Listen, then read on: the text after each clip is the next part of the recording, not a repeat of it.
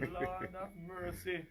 Oh, If him ever go in a mirror, the mirror broke up. oh, the mirror The broke light up. I gonna mash up the mirror. The man is shining. So, people, I'm live here at Love Mr. 101. Handsome is in the building.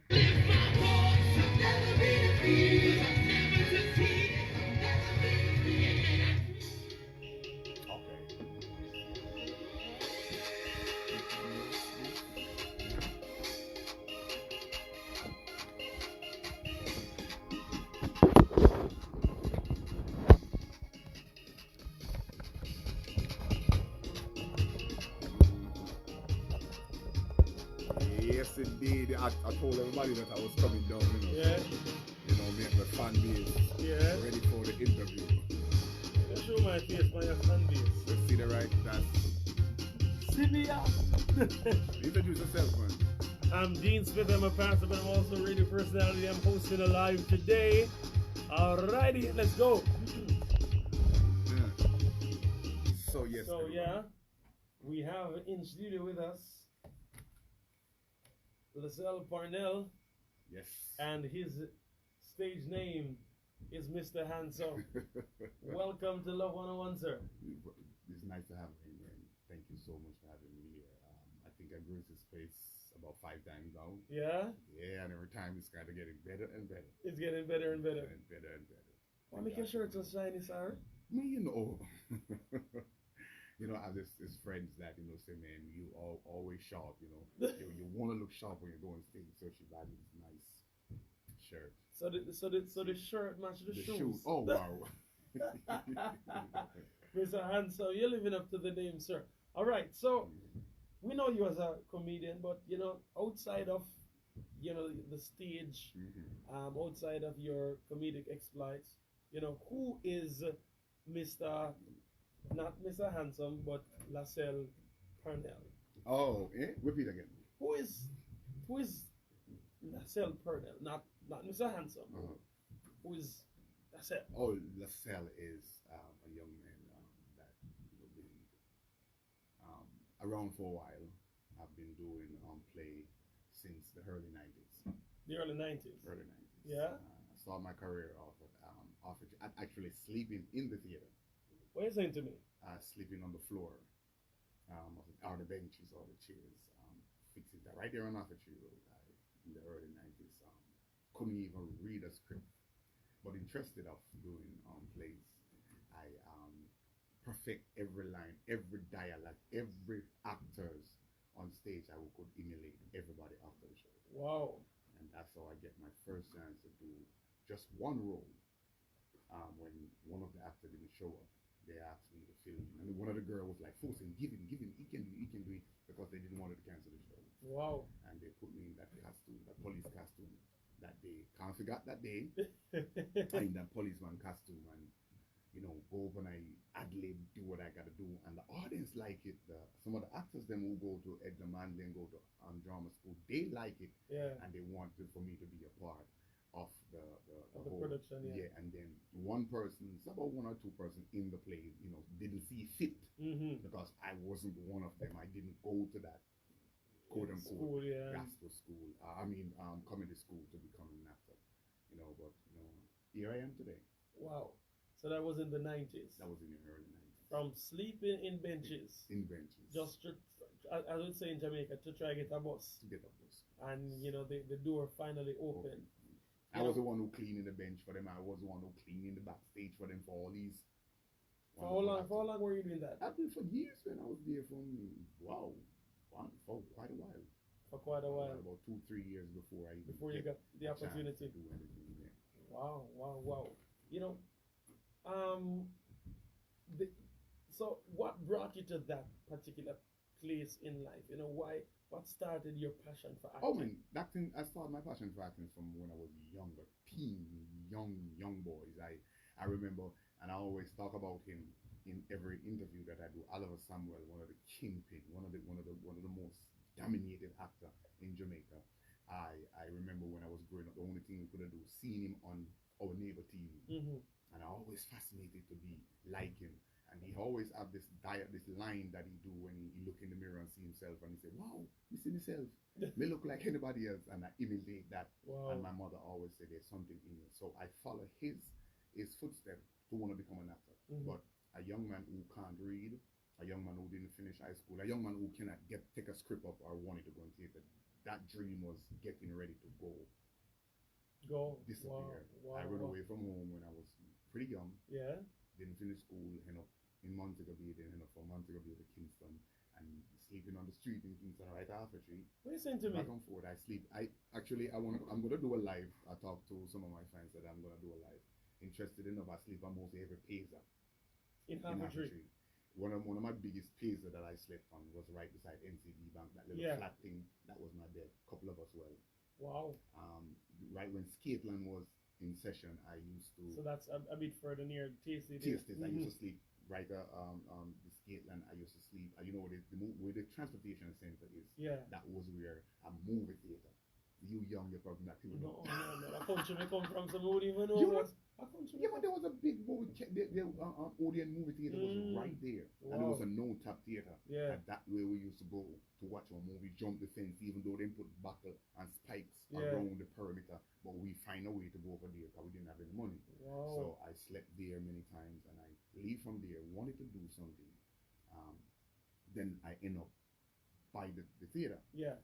Going to the theater to sleep there one night. Climb through the window and to sleep on the bench for one night. I realized that I can sleep there and nobody won't wake me up or nobody won't beat us. Yeah. So I go for some more of my colleagues who young youth who was on the street, and I say, what was the age at the time? No, I was young. I was about in my early 18, 19. Oh, okay, wow. I started from I was 12, 11, 13, 14. I was living on the street. On the streets. Coming to Kingston in my 16, 17. Yeah. And all the way up. And I go for some more kids. Some of them was younger, some of them was older, and we start to sleep there without anybody interrupt us. Yeah. Then I would get caught. And now we didn't say, all right, if you want to sleep, clean the place. So my job was to clean the place to get a night's sleep. But what's so fascinating about me sleeping there, I get the chance to watch every production. And that's something that I always want to get into. Wow. So watching it and suck it in and say, yeah. My God. Me I go up on that one day. Me I go up on that. I would have never guessed. I've seen you. You've been to my church before. You remember? Yeah, come to your church, man. The powerful singer. People, that man, you only see him on the radio. That young man can sing. But I would have never guessed that that's the extent of experience that you'd have had. Yes. On the street. Yes. Now, some of the persons that you still connect with, some of the persons that were on the street with you at the time? That all right. So ironic that a lot of actually people, I get my first daughters, my first twin. I got them on the street. I get a girl pregnant on the street. Oh. She born in the hospital, and then she bring them back on the street weeks after. One of them died from pneumonia. Oh my. It was a bunch of us. True story. I went to a funeral the other day, and at the funeral I went to the graveside. Yeah. And on the grave, walking through in the graveside, a whole other person. So this man was coming towards me, and he keep looking at me, and he said, I know your face, but he couldn't pinpoint where he was from. Yeah. And he said, have you ever been living on the street before? And I said, yeah, I ran away from home. And he said, I ran away. He said, I know you. You were one of the guys who took care of me. I said, how old are you? He said, he's 42 now. So, but I think I was 7 years older than him. He actually tell me every page that we slept on as a young man. So, and he's one of the person who drives the hearse. To that experience that I met the man this Sunday, and next guy called me all the way from London and say to me that he'd been watching my show for the past year and telling his mama, Mommy, that's that man who take care of me. That's that man. He was older than me. He's the one who take care of me on the street. So I find somebody else's. Glory be to God. In the UK. And this man was like, son, I would do anything for you right now. He said, I wanted to help people who sleep on the same page with me. God. Who go to the same river. There's times that we only have one pants, one shirt, one underwear, one socks. No, and we went to the Papine River. That's where we wash, and we was naked until all the clothes dried. Then we come back down, and he reminded me of every single thing that we did. So it like the older I'm getting, is the more people who I live on the street with is coming and identify themselves himself and say, I was a part of that. I was a part of your upcoming. It wasn't easy for me. And but it's so powerful that two persons can testify just in that short period of time. Days. Right? Days. Days And, apart. and they keep on saying that you are the person that helped them. Yeah. I was one of them, and they said that I always give them joke. I always was funny because I didn't get the chance to do theater yet. Yeah. But it looked like God was preparing me all along. Wow. So what I would do as an older person, I would have gone out and cook. I would have get this stuff. I was the cook in there.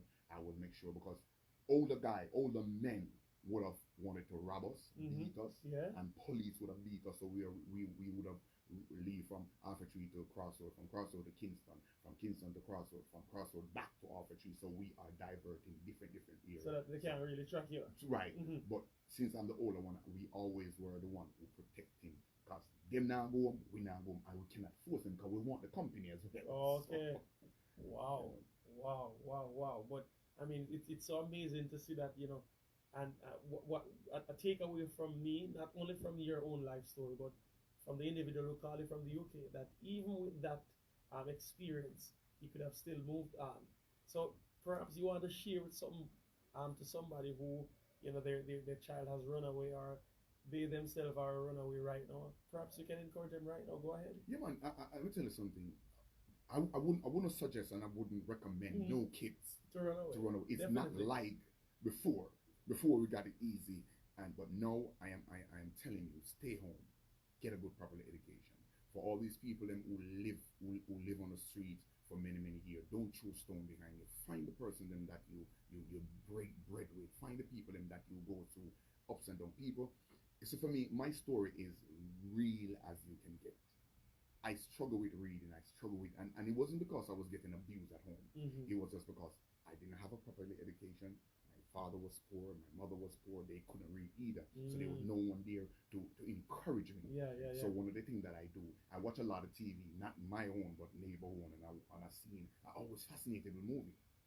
So when I seen a kid grow up in the white home, go out, get a job, come back in and build up house for their parents, that's what I thought would have happened to me. Okay. So I trying to live that, and you know, so I'm encouraging persons, please, I'm telling you, and to everybody out there who knew me and who been around. Some of them went to prison, and some of them died. Thank God. Yeah, that He you're chose alive. to save me. Wow. And others. Wow. So you got introduced to theater. Just well, we understand it now to be that was God's divine plan for you. Yeah. I mean, at the time, I'm sure, you know, personal does it. Why lucky, man? It was no luck. But that was definitely God for you to get shelter in the place that would become your profession. Into Kingston that I even never known nothing about Kingston, because I born in St. James. Wow. I am not from Kingston. Kingston. All right. So apart from that police role in that production, what is the name of that play that you? That the name of the play was Story Come to Bomb. Story Come to Bomb. Story Come to Bomb. And I play a police, and then later on I actually, from the police, I end up to play one of the most bizarre roles in the play, like how Tyler Perry would have played in Medea. But in most play, I didn't play a lead character. Okay. But the character that I play, it becomes the lead one character. of the most dominating character in the production. So I play the police. Then from the police now, there's a gentleman came named Ian Reed. He's the writer, the producer for this play. So somebody told him about me and said, "Yo, use him." He said, "All right, you're gonna do an audition." When it was a stack of book, and that's the script. Yeah. I couldn't do the first line. Oh Lord. In that script, so my career gone. I have no chance doing that play. And there's a guy named Ollie Lal. He's the judge from Dance in Dynamite. I went to him and I said, "Do me a favor, would you record the script for me? Record, and my script, theme script. I said, record the script. Yeah. And when you record the script, put it on a big tape. Tape at the time, because that's the 90s. Yeah, and a big tape. And he recorded for me, and he put it, and I listened to that every single day, every night.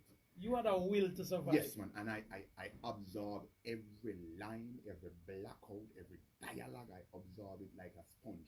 So the fact that I couldn't read the script, I have this kind of genius ability to suck in every information, word. So the time come for audition, I went to the audition even though I didn't invite it. Yeah. Because I can't read. They realized I can't read, so me out. So they have somebody else to play the part. And I went there and everybody had do the part. The part for me like the guy had do it, but he messing up. Mm-hmm. And I turned to the producer and say, he messed about 3 lines. He said, how would you know that he messed 3 lines? He said, I said, I can do it. And they said, come on and sit down. And here I am today. I never moved. Wow. Listeners, we're talking with Lessel Purnell. You know him as Mr. Handsome, from the dynamic comedy duo, And they don't know it's girly. And the character called Girly. We're going there. We're going there. But to hear the story from off the streets, run away on the streets, then you get the opportunity to be in a production, getting shelter at the theater, everything just working together for your good. Absolutely an amazing journey. So the role was Miss Girly. No, it was a character called Luxie. Luxie. All right. And Luxie character was the kind of, I want to say sissy character. It was this guy that wash clothes. He's a helper. Oh, okay. Yeah. And it become like everybody loved that character. And the guy said, all right, we are going to, that time JBC TV was the one. Yeah, the only one. I did a commercial. I did a commercial for that play. Yeah. Called, you say, Miss Cushingham, please. I won't make so much noise in the yard this early time of the morning. Them not see the sign. The sign say, all idlers and dirty people, keep out. That boots me. Yeah. So people was like, I know when he used to sleep on the street. Wow. So right there again, I still sleeping in the theater. My Even God. though I'm playing a role I'm different, me still asleep in the theater. I was doing show Wednesday, Thursday, Friday, Saturday, Sunday, 2 shows on Sunday. So I'm doing 6 shows a week, only for $50. Wow. $50 I'm getting. I'm in a live nowhere. Yeah. Career move from this. So then I advanced into different places. It started growing. So everybody started to know who I am. Yeah. And then the girly character. The character came in as not for me. Yeah. Ian Reid wrote the next play called Fire Near Wire. I supposed to play different character, male, whatever. So this girl is supposed to play Girly. Girly is supposed to be the terror egg in this play. And this young girl was trying to play the character, but Ian said, "Boy, you're not going to work." Doesn't have it in her. It doesn't have that gene. and we're supposed to open the next week. Oh. 1 week before we open, Ian turned to me and said, "Hey, Chucky," they call me Chucky. You have to go do. You see a man? No, me not see no man playing no female in Jamaica. It was only the guy from Honor Me Knows was playing Denise for one little part. Okay. Him say, so me have to play the whole character as a female. I say, yeah, man, we can't do that. And it so happened that we went downtown and we started to look and we say, so woman carry on. When the play open, I do the role and we hoping at Orchard Race, a place called Parkway. And when I walk out for the first time, in that play, I say not the girl, I say, who that? Say nobody but me, girly child. The whole audience erupted, and the character Girly was born. Were some of the places that you were able to go from that, travel in terms of in Jamaica, 14 parish.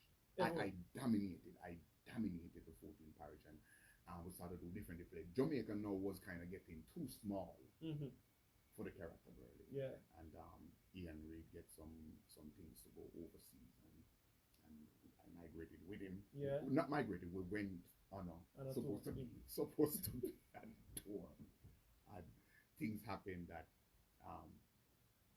things was getting rough in 1996 in Jamaica, and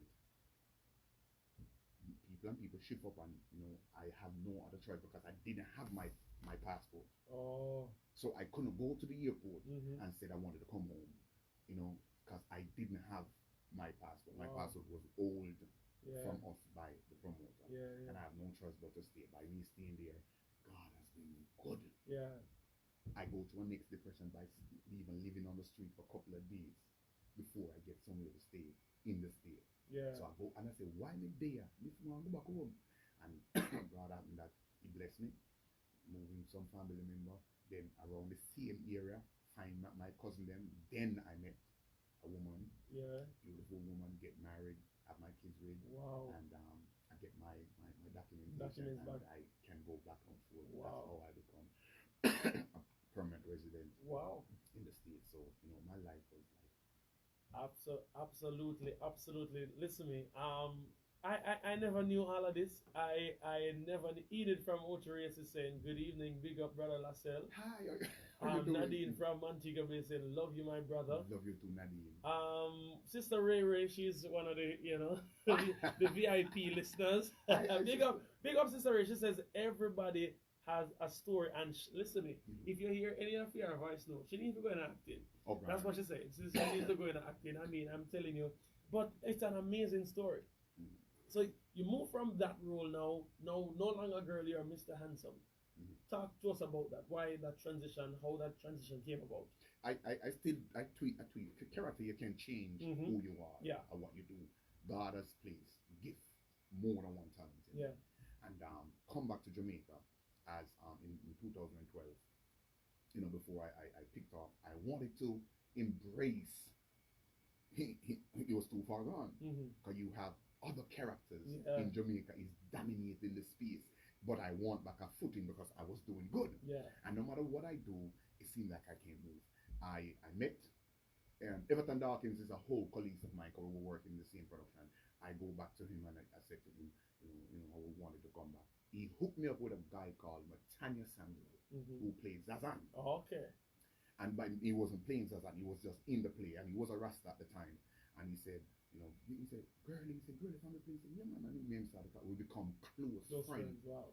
Then, me and him started to put hands and money together to see if I could get back the girly character on speed. And no matter what we do, it's like pushing water uphill with no pump. Yeah. No matter how much money you put in, not working. I went to him one time and he was still a Rasta, and I said to him, I got this gospel play that I wrote called The Good Man as a musical. And he said to me, like the idea, but as a Rasta man, you can't work still, I can't know, but then he said, all right, if you're gonna do this gospel play, you need to record the song. And say, you have to go record it for them, pre-sing it on a record. Me have to get a live bands, a live this. It was kind of short the window for a little bit. In his life, he's changed his life when he became a Christian. Wow. And he cut his Rasta. Cut it off. I was the one who be his best man at his wedding. He invited me down, and from Leeds, Montego Bay, Comerson, and I have never moved back. I stayed there, and we started doing the play, and then the whole character. And I said, God, what do you want me to do? Not only girl, I said I wanted to rearrange and come up with something different. That's when I have the character called Mr. Handsome Toot. No, yeah. I can't remember the name, but Mr. Handsome was the character that I have in New York. Okay. But he never burst on the scene. Yeah. And then when I come there, I tell him about it. And then I start to do like a live with Mr. Handsome, start to do like a show, me and him together. And then Jeremy in Headwords. And let me tell the people, that man named Jeremy is a normal son. He invited us for the first time to Redemption. Yeah, in St. Anne. In St. Anne. And when he put, we did not even know him. Yeah. At one show we go and meet him, and a guy named Kevin Eat introduced him to me.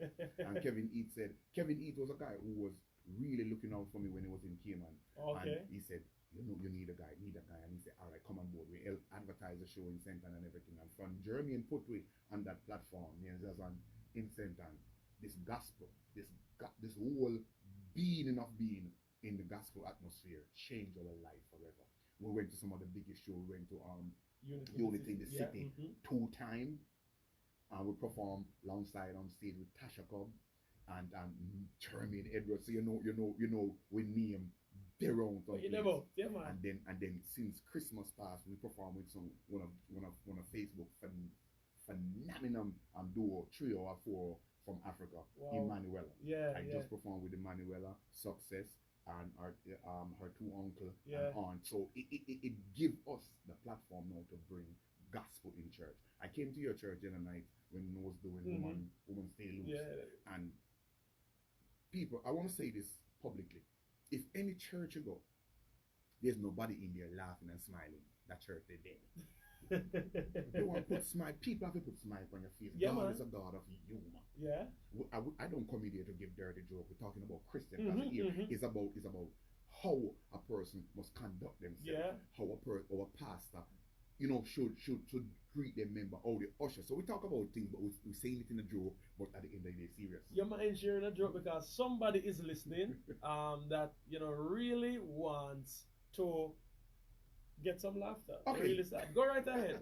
Right? Go right ahead, sir. Okay. For instance, I went to this church. And when I went to this church, the first thing I walk in the church, the pastor then called me in at the front of the line. Mm-hmm. And the father said, come here, I wanted to talk to you. And the time I look and say, I have a message, and when you look, the line long behind me. Peer people, because everybody want a message too. Mm-hmm. But they don't understand that you have a hush up on the left and a hush up on the right. Yeah. But the pastor started preach to me, and he started testifying, and he started prophesying to me. But he realized that I holding on my head. He said, brother, look up on me.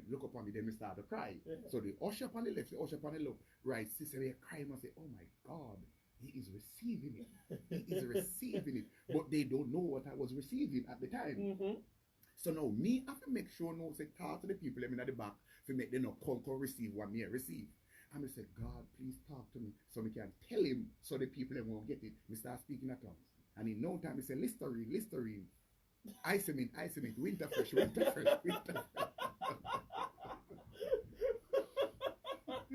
Kevin Heath, somebody who was instrumental in connecting Mr. Handsome. Watch the finish. Watch the finish.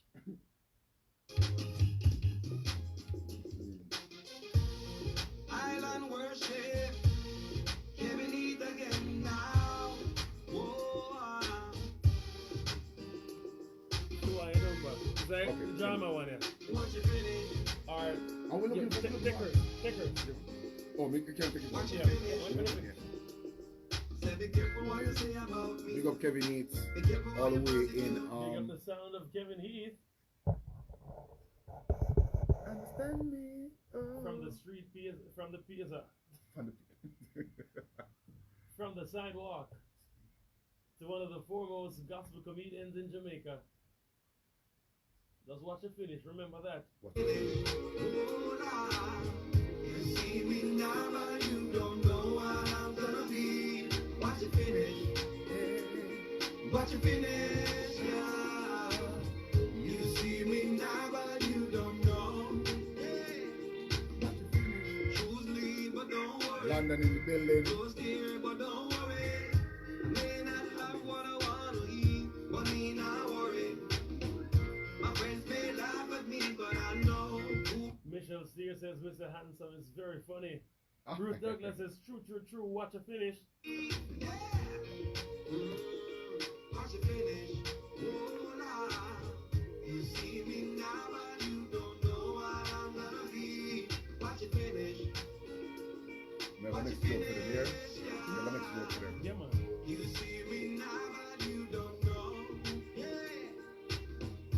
Slippery now. Mr. Handsome says he has another joke Mm-hmm. for all the listeners here.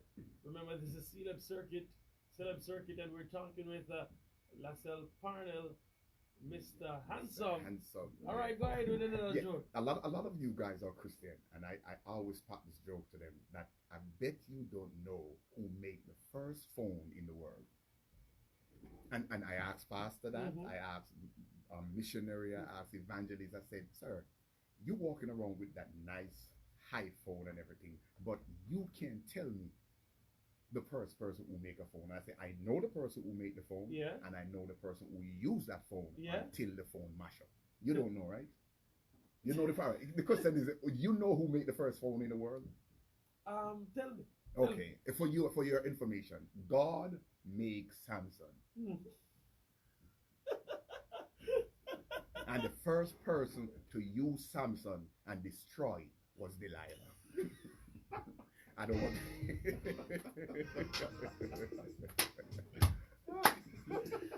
Lord have mercy. Lord. I know.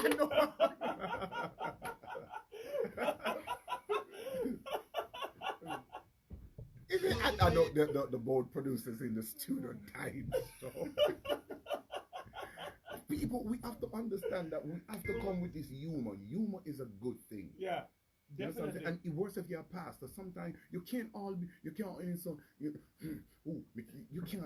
can't put a smile on your face. I don't want to walk there, man. Yeah, yeah, yeah, I don't yeah. want to walk there, man. How has the reception been from pastors? I know I saw you over by Worship and Faith International, Bishop McLean. Yeah, I remember that night. That was a powerful night. Woo, That was a powerful yeah. night. Yeah, yeah, yeah. How has the reception been from a lot of pastors and the Yeah, church man, on yeah, a man. whole? Believe me, the people, the church is accepting us as gospel comedians. I saw you G with as well. Yeah, we are widening now, and different from IT, Blacker, we are the first duo gospel comedian.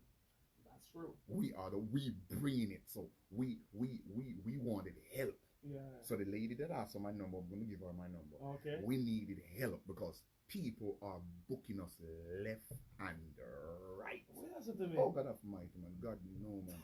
I'm getting so much. One of my biggest things, people even invite me a funeral. Professional body. To go cry. So, female can't manage. Yeah. So people are inviting us everywhere. They invite us at their birthday party. So we tell them what we do. We tell them, say, we cry a funeral, and we also we charge 40,000 to cry, and we charge 80,000 as a drop in the grave. You want to make it look. You want to make it look real, like them people are really a ball. So you want something to inspire them. Yeah. And then at the other time that they call us and say, Mr. Handsome, I'm in New York. I can't go to my brother or my cousin funeral. I want to mind if you could go and sing a song. And I go there and share. Wow. Go there and just they call. And then some of the most bizarre things that we are experiencing now, like when we go to a funeral and say, and now we're gonna have a selection from Girly or Mr. Handsome. The whole church turn around like, for real, him there. And I go up and I tell them who invited me and why I'm here and on behalf of the family, and I sing a song, give them a little laughter. When the funeral done, I tell her anywhere there. They find me. Wow. I went to a funeral last week, Sunday past, and I actually went and sing. I didn't feel good, and after I sing, I went outside and lay down in the car. When I wake up, everybody out of church yard gonna leave me alone. I drop asleep in the church yard by myself. I was tired. I tell you. Powerful story, powerful to see where you have, reached now over the years. God has really been good to you. Yeah, and one of the things that I'm doing now, and I started off for the foundation called We Believe, and we believe in the young men, we believe in ourselves, we believe in Jamaica can change. I recently put up together a food pantry, a food basket thing that I plan on fix 10 boxes with rice, flour, sugar, everything that a person and a little chicken and thyme, and I walk around in my community and I give it to every household who needed it. Yeah. And it spill over. So till people from all over calling me and helping me to get this initiative. A lady send off 2 barrels today. So we don't need money to clear it. I'm going to tell her no. So the lady sending 2 barrels down, and she said food in there to give out to people. And this is what we believe we are doing now. Because one of the reasons why I wanted to do this, I have a sister that she's mentally disturbed and she's living on the street in Montego Bay. People give her stuff. Yeah. And then when I was on the street, there were times when I used to ask people for things and beg, and I said to myself that once I get into the position, I'm going to give as much as I can. Wow. Absolutely powerful. This is Celeb Circuit with Mr. Handsome. You know him from Mr. Handsome and Zazan. Zazan not with us today, but powerful to hear your story. Powerful to hear, you're on the street. God made a way. You move overseas. You're back here. You're able to give back. You're able to inspire so many other persons, and you're living for Christ. That is a powerful testimony. And to everybody, recently I just got engaged a couple Saturday ago. I'm going to be a husband again. Listen to the picture, man. My wife said, I wait long enough because my wife passed away in 2004. Oh, man. I date, but I said once I find a good woman, I'm going to get married again. Wow. And I waited from that time until now. So I think I deserve happiness. Yeah. Like everybody else. Yeah, as you're making so many persons happy. And there are times that we want it. Sometimes we as comedians, man, we need to laugh, man. We need that, man. And she's right there with me. She's supported me a lot. Absolutely amazing. What can we expect from you this year? This year, the We Believe is one of the biggest, one big project that I'm working on. So this year, I'm giving back. We traveling. There's a lot of traveling overseas lineup. now. Because I went to England last year. Where is it? And yeah, man, dominated England. Spent 2 months over there. We went to Anguilla as well. You know what I'm saying? Dominate Anguilla. So we're looking forward now to travel more overseas. Year. You know, against us and then we want more churches, and we don't only want the big churches. We want more local churches to get a good life, and we don't expensive. Yeah. We ask for a love offering. Yeah. You understand what I'm saying? We do ask for love offering. So, you know, the Bible says a laborer is worthy of his hire. How can persons contact you along that line? I mean, social media, no. Instagram, share your contact. My Facebook page is Mr. Handsome Live. My Instagram is the real Mr. Handsome 1. And my telephone number, can I? If you feel free. It's public. Okay. My telephone number is 419-3535. That's 419-3535, and that's my telephone number. So anyone wanting to book me for a wedding, birthday party, bachelorette party, or anything that you are doing, professional, yeah man, funeral. So even though we do that as fun, but we normally never really all out on it, but we do it as fun. And people do call us to go. So people, my number is, as we said before, public domain and thing. Yeah. And inside Celeb Circuit, powerful testimony. Listen, when I look at you, people always say that you don't know what an individual has been through. And looking at you now, I could have never imagined that was your experience, that was your past, and that is powerful. Give us another joke, because somebody wants to feel good again. Okay, I gave this joke so many times. You go to a black church, and the reason why I say to myself that, you know what, I am stopped going to black church. And one of the things that you can go to black church and dead for me. Why? Black church take too long to go. You go to a white church is a properly white. They don't sing no song long.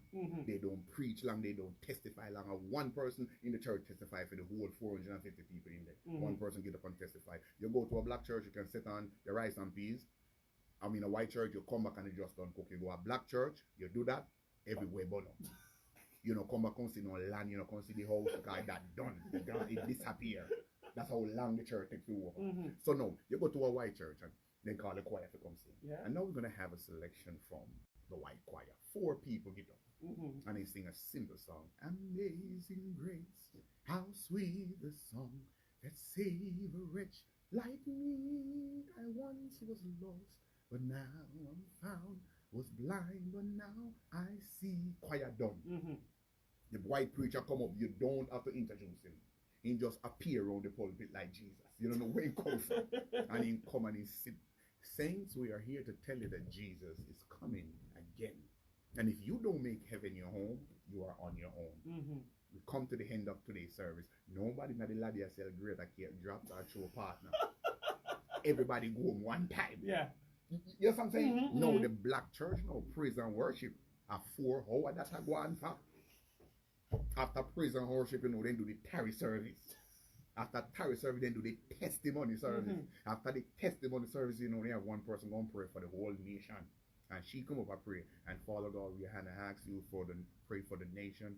We're going to pray for up by the garden house. We are going to pray for the House of Parliament. We are praying for Devon House. How can you pray for Devon House with an ice cream seller? We break her after 1 hour and 45 minutes. You have to take the mic from she. Because she gone. Oh, Jesus, man. Then now the choir. Yeah. The black choir. You know what the black choir? Oh, gosh, man. The black choir sample now, man. The black choir comes sing. Tell me what the black choir. 450 people is church. In the black church. Yeah. 400 of them in the choir. When you call the choir, every pew's empty. Yeah. That's everybody, how much people in the choir. And then you have a lead singer in that choir. And you have the choir director. In position himself, and the choir director have to say, oh, I need 10 people to just run up and down in the church. 10 people, throw cheer all over, and then do it.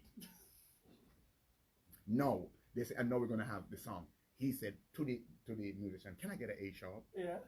And they start the same song. Amazing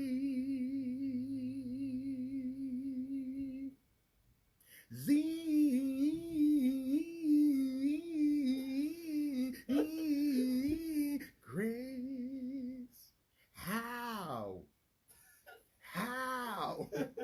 ha, ha, ha, ha, ha. I know the background no coming.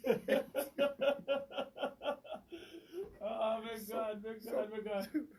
So you look for it and say, no man, I know the background no coming yet, Yeah. and the preacher not come up yet. He not come up yet. So when the preacher do come now, and you there's and one thing we get joke about when you introducing a black preacher, Come on, no tell me lift, what and now we're going to introduce the man of God. He is the shepherd of this house. We want everyone to sit. If you're going to go to the bathroom, please don't go to the bathroom. The man of God is coming. He was born in 1905. He went to several universities. He is the husband of one wife. Yeah, man, you ever said that? The father of one children. No, if you left out one credential, he might tell you, St. Carl Expediter, come here for a minute. I think you leave out some credentials for me, You forgot to tell the people them say I fight in World War I, World War II, World War III, World War IV.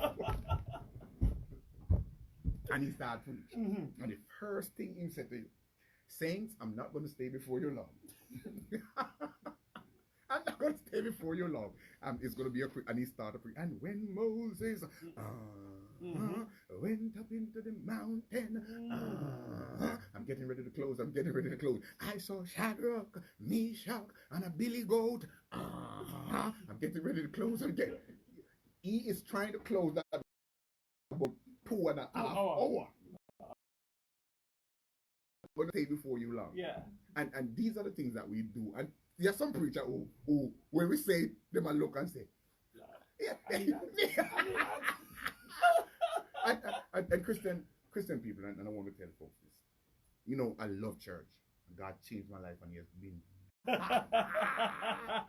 I'm joking, yeah, man. But yeah, wishing you all the best. Yeah, man. Well, I wanna know my face. Yeah, man. But I actually I just get a text from somebody from the church.